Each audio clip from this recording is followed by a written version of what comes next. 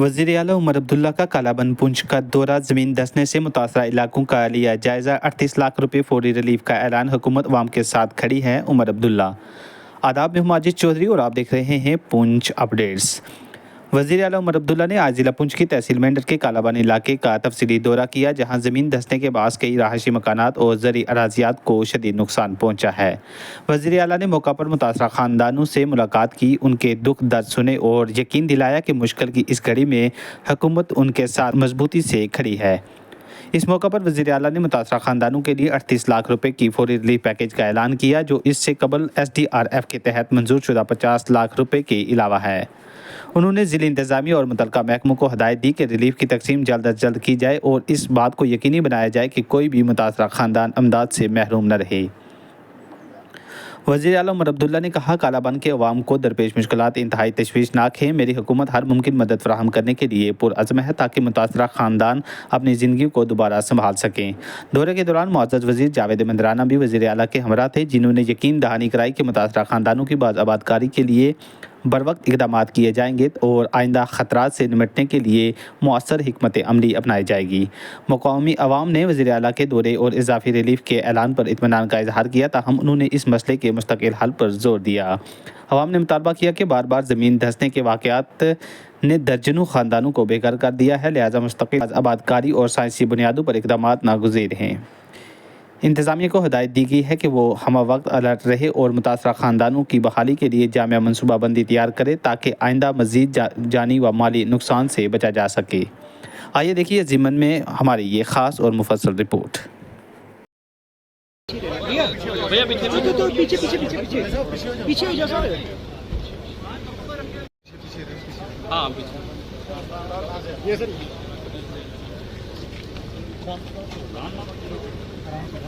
आराम से ये आ जाना कोई गल नहीं।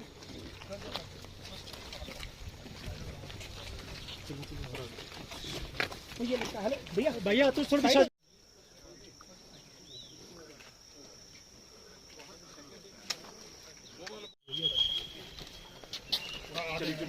चली उठिए।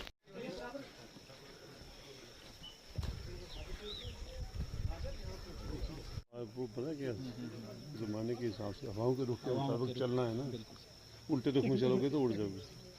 के माहौल की तरफ से डिस्ट्रिक्ट एडमिनिस्ट्रेशन की तरफ से उनका शुक्रिया अदा करते हैं।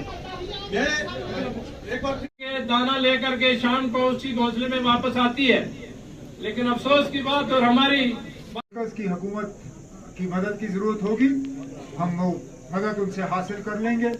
इसमें फंसे हैं, उनको हम इंशाल्लाह दोबारा आबाद करेंगे, लेकिन उसके साथ साथ हमें ये और ऑनरेबल चीफ मिनिस्टर साहब का आने पे आप हम शरीक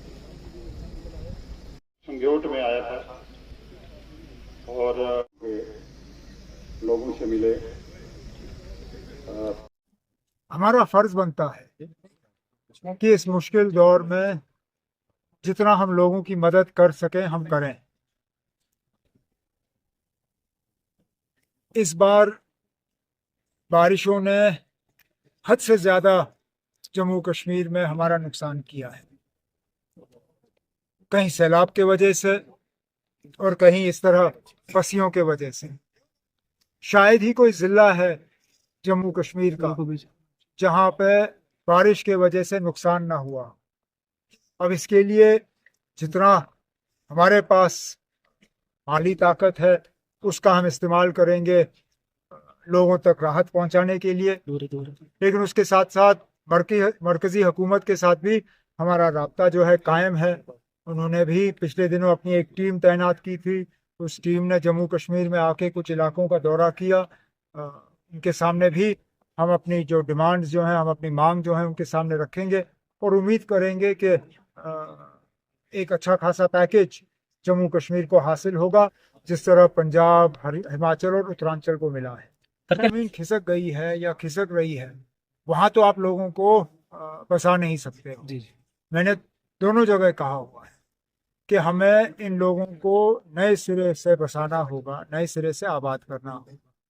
अब गवर्नमेंट का पहले से ही एक स्कीम है जिन लोगों के पास जमीन है नहीं, उन्हें मकान बनाने के लिए 5 मरले की जमीन का जो है एक हिस्सा सरकारी जमीन में से दिया जाता है।